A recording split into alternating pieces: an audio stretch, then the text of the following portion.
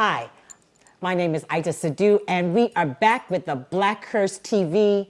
I am telling you, today is April. Could you imagine we're in April already? The year just started, and we are already in April.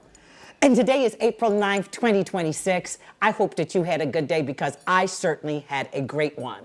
And once again, every time that we come to you on this broadcast, we are coming to you in the comfort of your homes. And so by extension, you are also welcoming us into your hearts. So thank you for that privilege. But I'm excited today. I said it was Thursday. And on Thursday, you begin to think about weekend. You begin to think of, what am I going to do next? On Thursday, you actually begin to think is, what am I going to do tonight? And then there's some people in the city who enable you to make a decision. You may be thinking, I want to take in a show. I want to do a little concert. I want to show my friend a new gallery exhibition, whatever. These people make life so sweet for you because they come carrying all the many options that we have to explore and experience in this city right here in Toronto. Toronto is a mecca of things to do. And my mother once told me, in this country, in this town, you can choose to be one or two things: lonely and alone. And so my guest today, her name is Sharon Weeden. Oh my God, I'm very excited to chat with her and expose her to you. And for those of you who already know Sister Sharon, make some noise. Oh yeah, I could hear you hollering as it is. And for those of you who don't know, she is one of those people that help us to make great choices in the things that we see, we experience. And for those of us who are the producers of things, she's almost like taking the word to the street. Her name again is Sharon Weeden, and she is the fine owner of BALLYHOO with an exclamation mark. That's the name of her company, BALLYHOO, exclamation mark, Pushkin Media.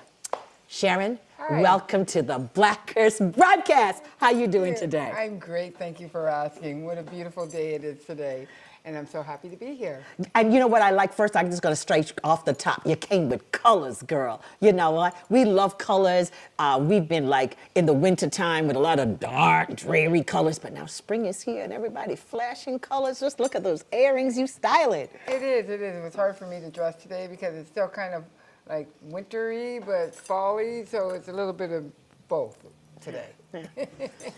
As I was telling the viewers, the thing that we appreciate you is bringing to us the gift of the choices that we have of things that we can experience in the city.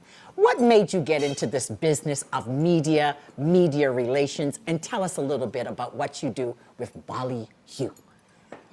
Well, how it happened was I was working at doing box office for Theater Passe Muraille. I was working box office there, and there was a show here in the neighborhood, the Bloor Annex neighborhood, at the old Poor Alex Theater. You remember the Poor Alex Theater? That's right. And it was a one-man show.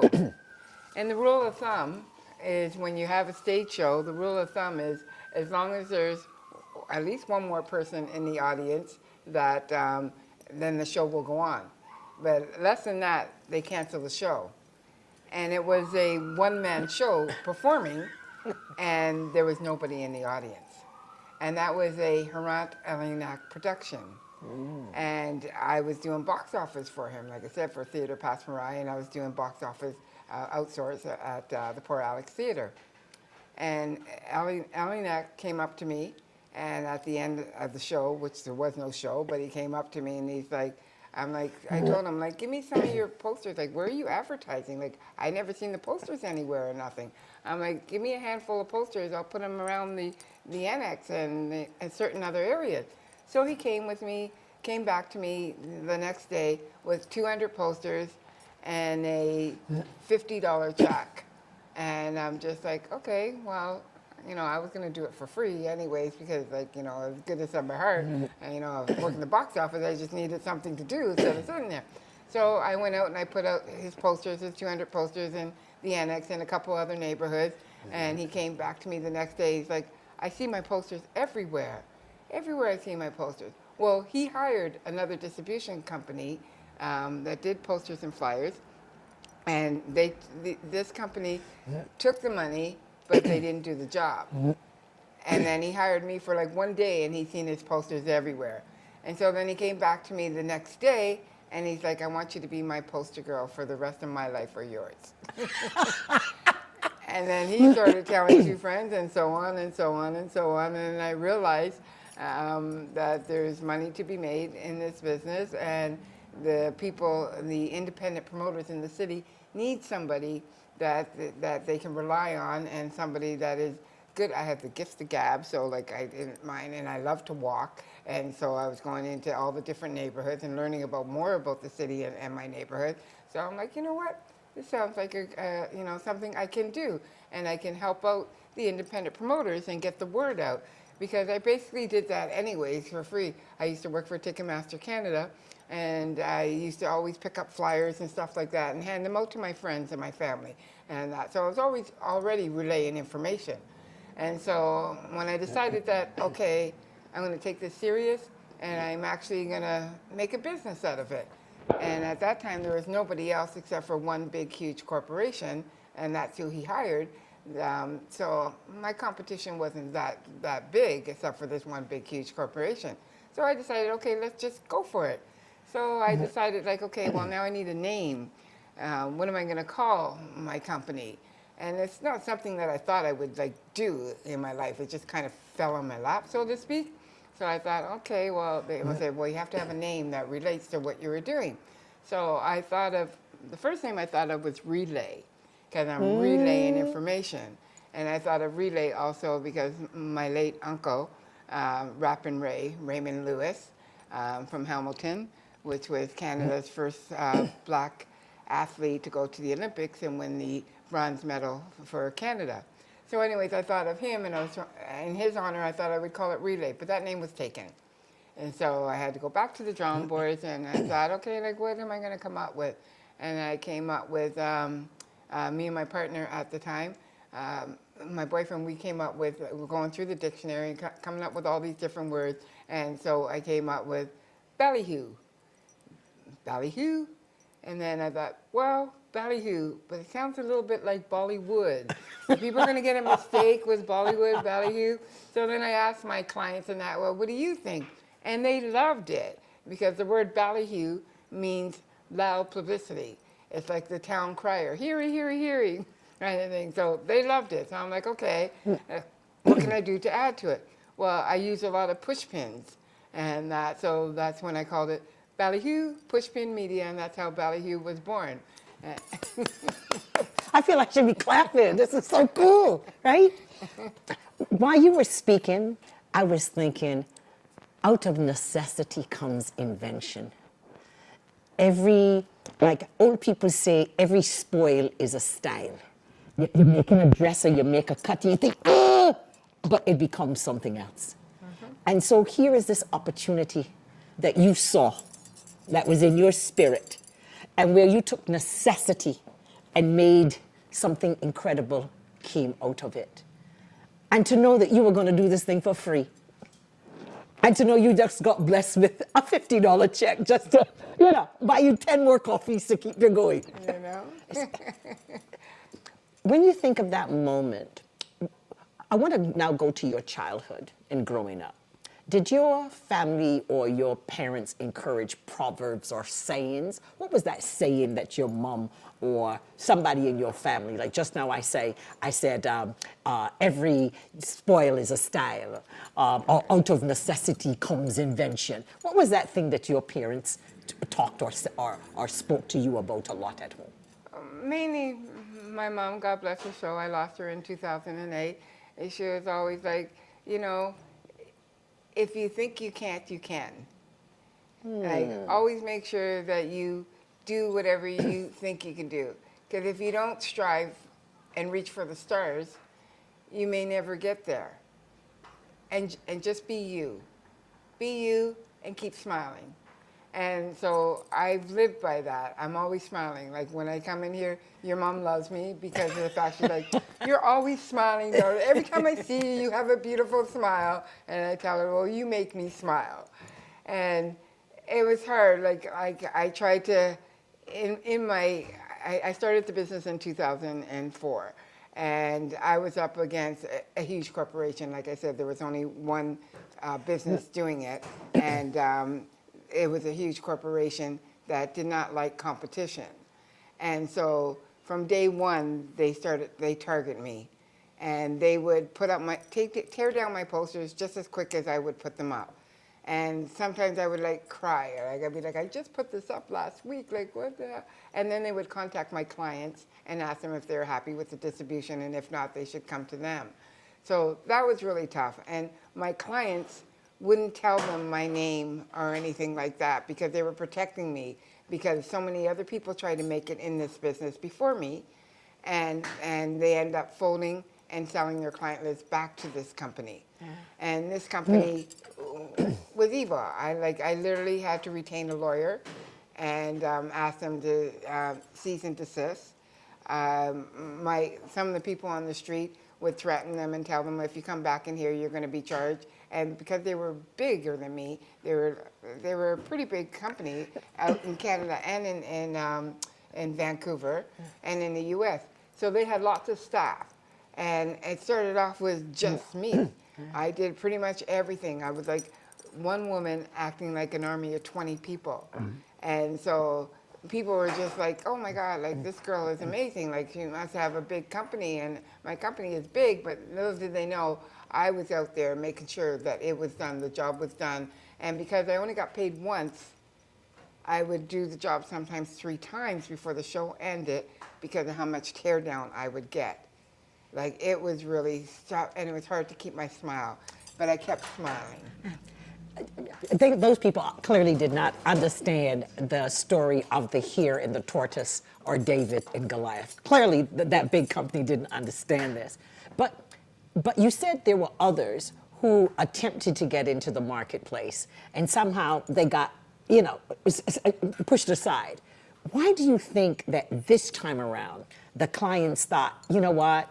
I am going with Sharon. I'm putting my money on her. That big company is not going to do wrong by this woman because. What do you think was that moment that they saw, that they thought, I want to protect this? Actually, I'm not even sure. I have like people like Philip Aikman that said like, Sharon, they don't know who I am. I'm on the board of director of this, and that. And then I had other theater companies and stuff like that that protected me as well. And like I said, when I first got started, they did not say who I was.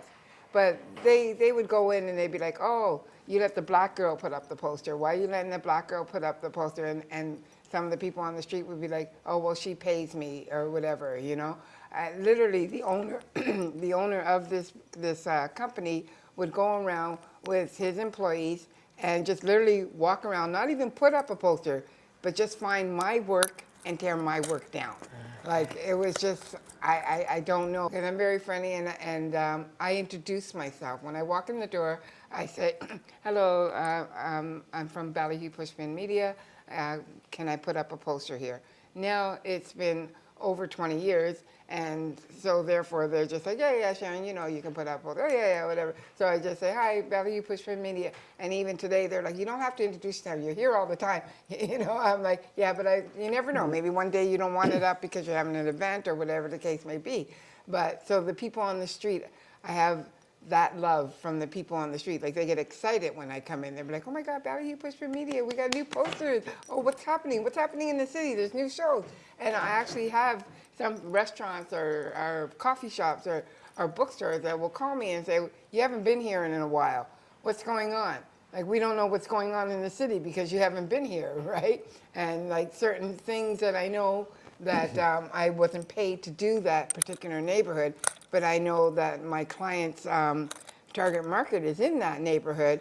It may be like 1 or 2 places, or it could be the whole neighborhood. Depending on the materials, I will pick that up for them for no additional charge. And then I also promote them on social media for no additional charge. So I can say that BALLYHOO goes on and beyond the call of duty to try to reach our clients' target market.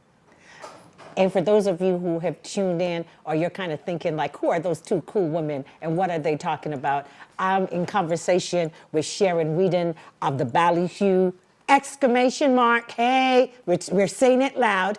Pushkin Media, and we're talking about all the possibilities and opportunities that you can explore in this great city of Toronto, because Sharon brings the information to us to let us know what is happening. What are some of your favorite neighborhoods in walking around? And share with us like one of those stories or moments that just pop out at you as you're putting up a poster or you are given some of the flyers or the leaflets, and you look and you think, hey, this is a moment. You know, that's really tough because I love my city. I love Toronto. The neighborhoods in Toronto, they're so different. Diversity is pretty much everywhere. And if I don't go to a neighborhood, I miss them. And they miss me. You know, like some neighborhoods are smaller than others. And the hard part about this business is that people want to always talk to you. And I make sure I take the time and I chat up people. Like sometimes I'm putting up a poster or I'm dropping off flyers, and people will ask me, even though I'm in a hurry because I got to get the neighborhood done. I usually start around 3 o'clock because that way I can catch some of the stores and that before they close, and I can catch some of the restaurants and that before they get busy. And so like when people will be like, oh, can you tell me about this show? So I always try to take that time and I try not to hurry. Sometimes I talk too fast because of the fact that, like I say, like especially the BALLYHOO Pushkin Media, I say it so fast they're like, huh, what did you say? Oh, you, okay, go ahead. And but I guess the best thing about this business and the stories that I have is that I learn a lot. Way more than a lot of stuff I need to know about the actors. And that, like, I'll bump into people's exes and stuff. And like sometimes they won't put up the poster because they had a bad relationship. Like, no, you can't put that poster up here. Me and him broke up like 2 weeks. And he was like, yeah, no, Sharon. You know, or I find out, like, you know, they used to go to school with somebody, or they started off acting with that person, or, oh, I went to their first concert and that. So I hear a lot of stories about the different people that they see on the posters. And then sometimes, like when I first got started, a lot of times they would see one of my shows and they'll see a poster and they'll be like, is that you? And it obviously does not even look like me. I didn't have clothes, I didn't have, not even clothes. They may be like, is that you? No.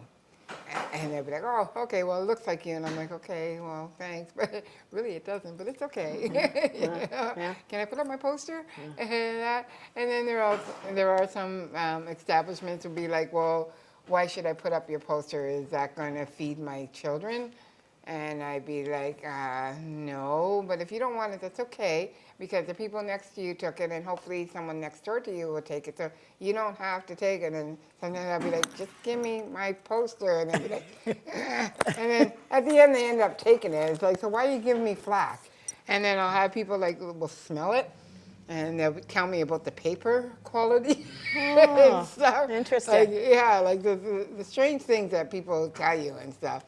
And BALLYHOO Pushkin Media is not, we don't only do like the GTA, like the Greater Toronto, like downtown core and whatever the case may be.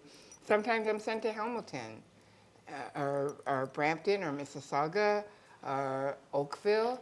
And, you know, that's a whole totally different thing out there. Like, you know, like I got to get used to it and it changes. I'm happy that you're doing that, because now when I turn on one of the broadcasters, I see the mirrors across the GTA promoting what's on in their city, what Torontonians should come across the GTA. They have cleanup campaigns, they have music concerts, all kinds of things. Mm-hmm. So here you are. I'm fascinated. All the time that you're speaking, I'm thinking about tour guides.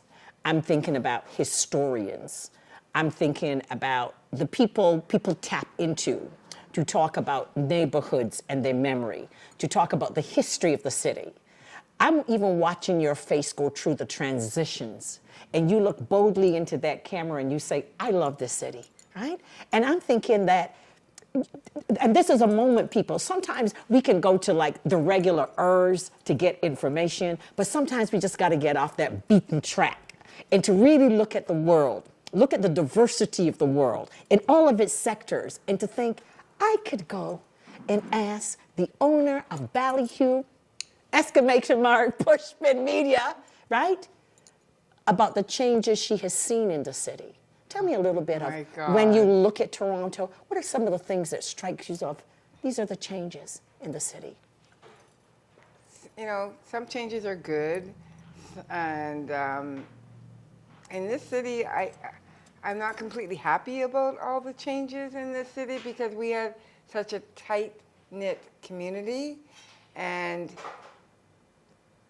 a lot of the big chains are moving in, and they're squeezing out the mom and pop shops, which some of the neighborhoods, you know, that made that neighborhood. The character. Yes, like Queen Street West. Queen Street West was one of my favorite strips. Me too. On Queen Street West. People would come from the suburbs to Queen Street West back in the day. Bamboo. Mind you, there was a lot of goth kids and stuff like that. And they would, let's go down and look at the goth people down there. And that. Speaker's the goth Corner. kids, you know, Speaker's Corner, yeah, you know. Cameron House. Yeah, you know. And so, like, and then all the little different stores and restaurants and that used to be there. Like, it was a unique strip. I noticed you've excluded the speakeasy bars. I noticed that you did not mention that. Oh, shoot. All right, right. We on broadcast. You can't even say that. Oh, edit that part out. Right, fine. But yeah, no, and even the annex here in your neighborhood, Blue the Annex, it's changed so much. Again, the big chains are opening up. And instead of being diversity and have a little bit of everything, we have a little bit of everything, but a little too much of everything. Like, it's not, before we would have like 2 or 3 of these, 2 or 3 of that, you know, you'd have the different nationalities and stuff like that. But now it seems like we're heading towards, you know, basically burger joints and sushi bars and, More burger chicken joints. places and more burger joints, and everybody's competing against KFC and McDonald's and stuff like that. And so what happened to the little bookstores and even the little dusty secondhand bookstores? There used to be so many of them in the neighborhood. Character. The little theaters that we used to have, and like the College Street Theater, and it's now part grocery store, part something else, you know, like, and you go around, and it's like, well, what happened? But your Past Mariah is still there. Past Mariah is still there. Theater Past Mariah. Yes, Theater Past Mariah is still there. Theater Past Mariah Factory is still there. And Factory Factory, Theater they is still kicking. they're still standing. Yes, Yes. thank God. My favorite children's dance theater, the the Children's Contemporary Art Dance Theater in Cabbagetown. That building's been there forever. They're being forced to move for yet another condo. The neighborhoods do not want another condo, and I don't know what Cabbagetown's going to be without CCDT. But that's okay. They fought, and then they won, but now the fight is over, and you know the building's old and it's falling apart. So they have a new location, and they're moving to the Regent Park area, and near the Daniel Spectrum. So that's really good. And then we have new venues like the Daniel Spectrum that opened up, you know. But it's those small independent theaters that we need to try to hang on to as well. Like we had the Flex Dance Theater. There was a big petition last year or 2 years ago to save the Flex Dance Theater, and we end up saving it with all the petition, with everybody signing the petition. So we end up saving that. Collective work. Exactly. So it's there, it's still there, and it's still operating, but now it's called the Flex, right? And then all the different name changes too, like for the bigger theaters, which drives me crazy, is the name like change. the Meridian. Is it uptown or downtown? Like, where is it at? It's still the Hummingbird Center to me. You remember the old Hummingbird Center? Yeah. They would have like dinner downstairs, so you can do dinner and a show. Yeah, so all the different theaters that we have in the city. Thank God we still have some of the smaller venues, right? Alumni Theater. I love Alumni Theater, another little quaint little theater, and it's run by women. It's all volunteers, women artists, stagehands, volunteers, you name it, the writers and everything. Like, and it's a hidden gem. People don't know that about alumni theater. And it's just, like where it's located, it's kind of near the distillery, just off of Front Street, and in between here and there. And so people don't even really know much about it. There are a lot of people that know a lot about, but then there's not. But the way that you're lighting up now, I can see that at some point you're going to go on the stage and you're going to say, I am Sharon Weeden, and this is my story, the story of Toronto. I mean, have you ever thought about that? So here I am, I'm putting up all these flyers for theater, and I think, wait, look, world, look out, I'm coming. Have you ever thought about that? I'm going to get on that stage and, Yeah, I'm waiting for Philip Aikman to write a story about me, about posters and stuff, because... and this is Philip Aikman, the actor-director who has done so much for Obsidian Theater, which is and then opened a lot of right now. additional doors for us at in Stratford. This one. He's doing that right now. Oh. Yes, and he is, we don't have many black promoters in the city. And, and Philip Aikman started at Obsidian Theater. And excellent job. Yeah, so that was my first black theater company that I started to work for. And then I got into Be Current. And we need more. We have those two, which are great. We need more. But what is beautiful about what you're saying right now is those two companies are pioneering companies in black theater in this town. If you didn't call them for the record of history, we would be ailing. Exactly. So this is a really good time that in hip hop we top billing, because you're saying that Obsidian and Be Current. And for so many people, you've cut your teeth on Be Current all those years. They're 35 years? Like, they're enough years, right? Yeah. Adrazina Mandiela was the founder of that, and then went on under other people's leaderships to do things. And then there's people like D.B. Young. I'm sure that you get excited too, putting up her stuff in Water Theater all over the city. Two things I want to speak to you about. A little bit earlier on, you just sort of fleetingly told the world that you were a relative of Rapid Ray Lewis. Like, just nonchalant. Your uncle was an Olympian who won a bronze in the Olympics. Oh my God, that's just like, amazing. Pass a cup of tea, man. You just said it so casual, right? And what was that like to have this Canadian hero in your family? And tell us a little bit about him. it was great, and he was kind of my inspiration on a lot of things as well. And, he was the type of man that he was always giving back to the community, and he was always mentoring children. And, he was brought up with the Underground Railroad and the slavery days. And although he was an Olympian, when he came back from the Olympics, he couldn't get a job. And he could get a job, but he decided to apply with most of his buddies, applied at the Sheraton Hotel. Mm-hmm. And he couldn't get a job inside because of the color of his skin. So he was a shoe shiner on the outside.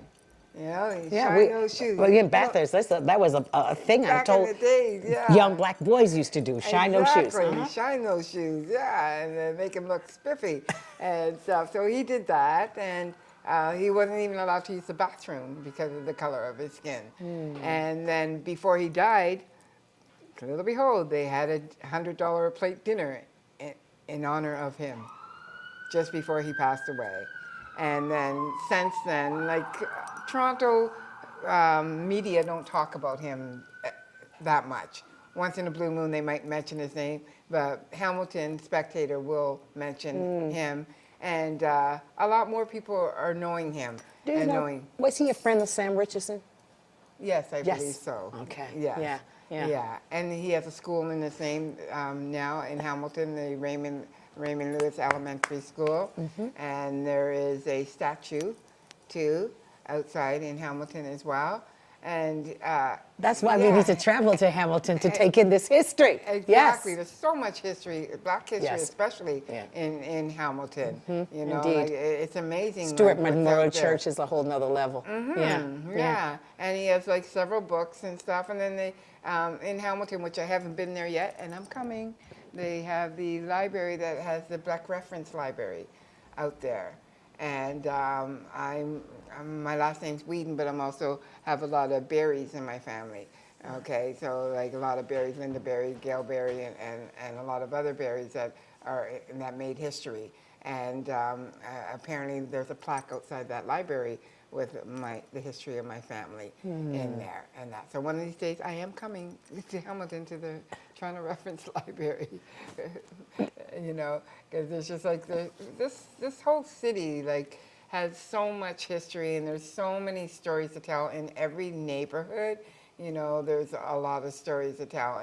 And because of my type of business, people tell me their stories. I swear one of these days I can write a book on just the stories that people tell me.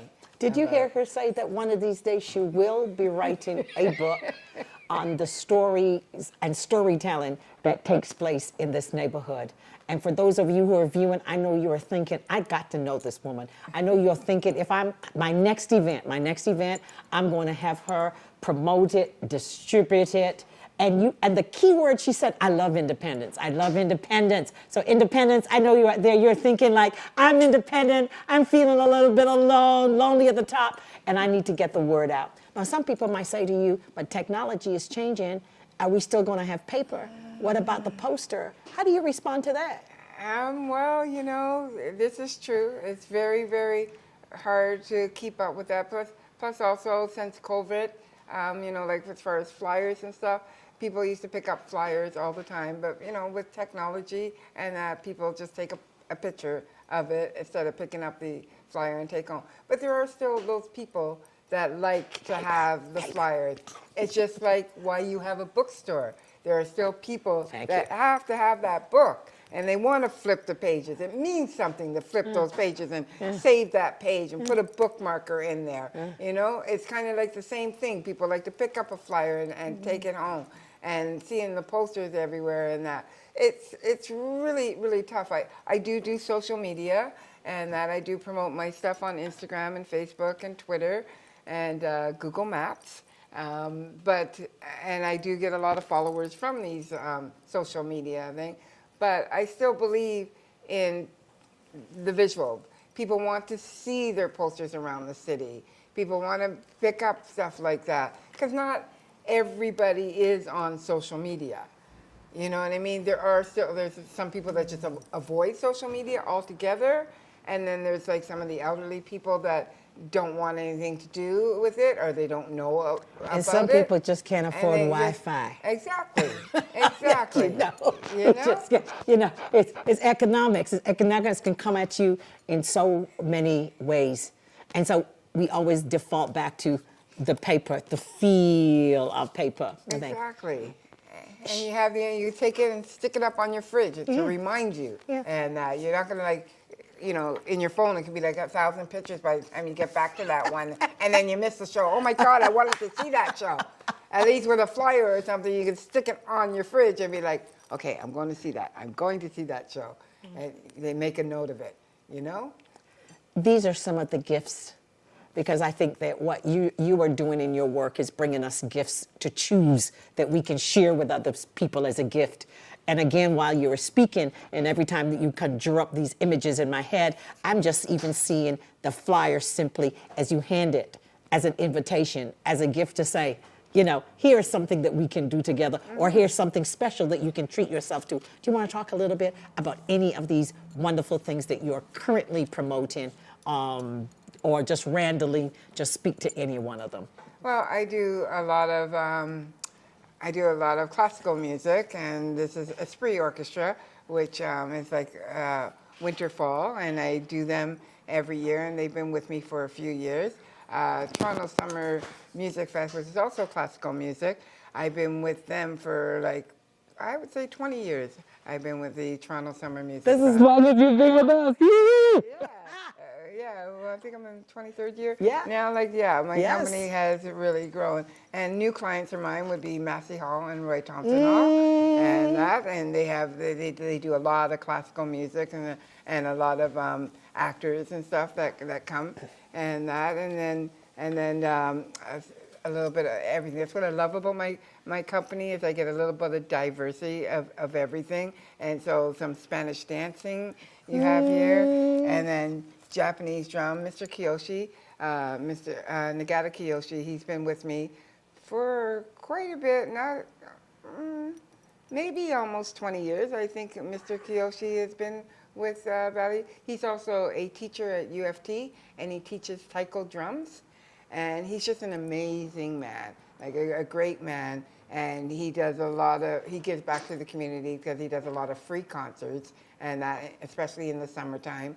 And in Scarborough with the Japanese, there's a lot of Japanese community in Scarborough. So, and what I love about Mr. Kiyoshi, Nagata Kiyoshi, the music group, they can perform with everybody. They have done hip hop with break dancers. This one here is like a circus, and they do classical music. They do R&B. They do soul. They do, you name it, African drums and stuff. They collaborate with pretty much everybody.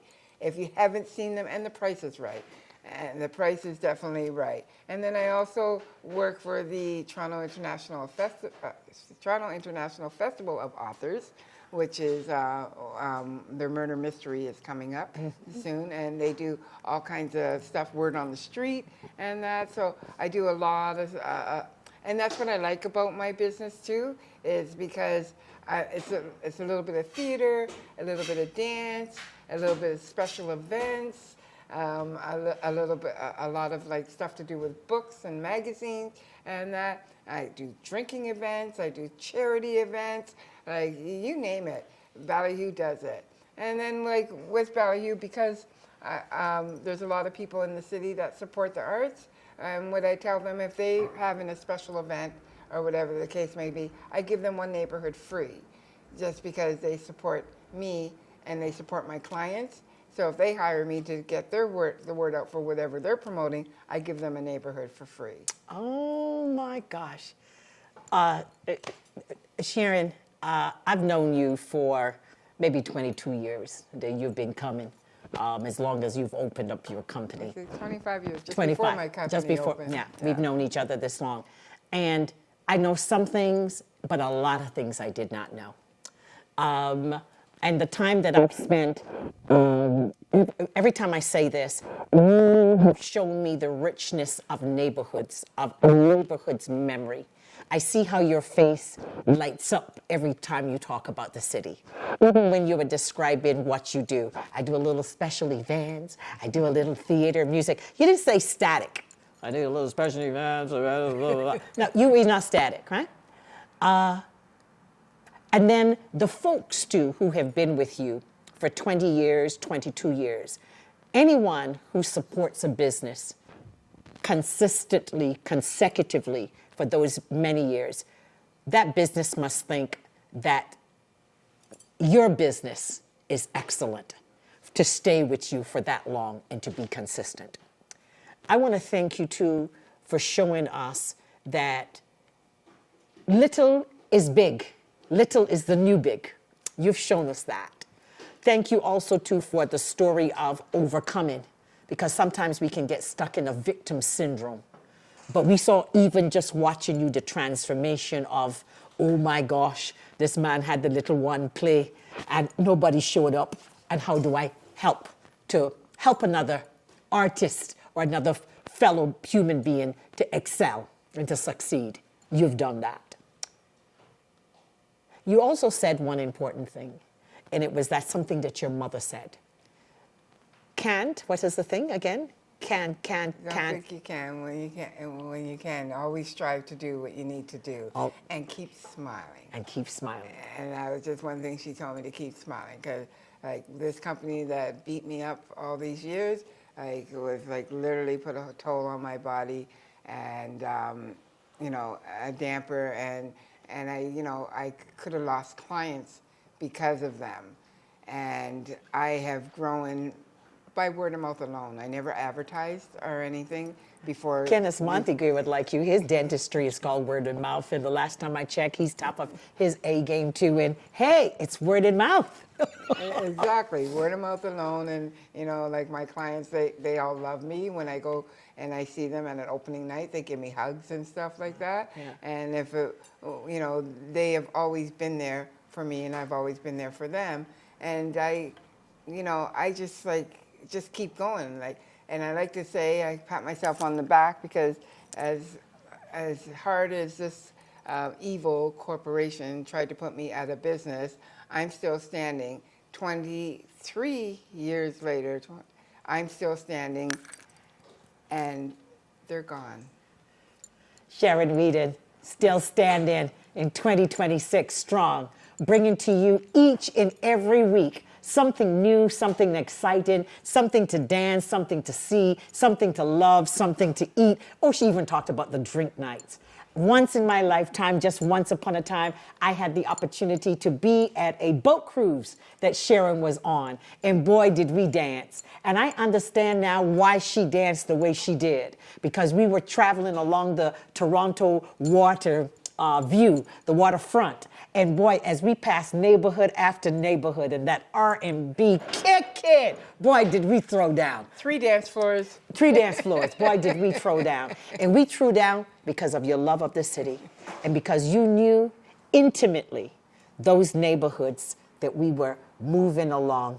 You were celebrating in your spirit all at the same time. Oh, for sure. When I get to a neighborhood, when I travel mainly by TTC. Sometimes I hire a driver to take me around. But when I get to the neighborhood, I always say hello. I get off a Bathurst subway, I'm like, hello, Bloor, the Annex. Hello, Danforth. Hello, Cabbagetown. I don't know why I do that, but I do. Ain't nobody hear me, but that's what I say when I walk in. So if you're listening and you think, some days I'm talking to myself, some people might think I'm crazy. But no, you are never crazy. When we speak things into the universe, they reveal themselves. So when Sister Sharon Weeden shows up, and that's BALLYHOO, exclamation part, Pushpin Media shows up, she always welcomes and embraces the universe. So if at any time, soon, later, whenever the time is, remember BALLYHOO, exclamation mark, Pushpin, and give us one of your media handles, social media handles. We can reach you at BALLYHOO Pushpin Media. You can reach me on my social media handle is BALLYHOO Toronto. So BALLYHOO Toronto, Instagram, Twitter, even Google Maps, and Facebook. Yes. Yeah. Thank you for watching, and we'll be back with another entrepreneur that is just cooking up and making the city hot. Thank you.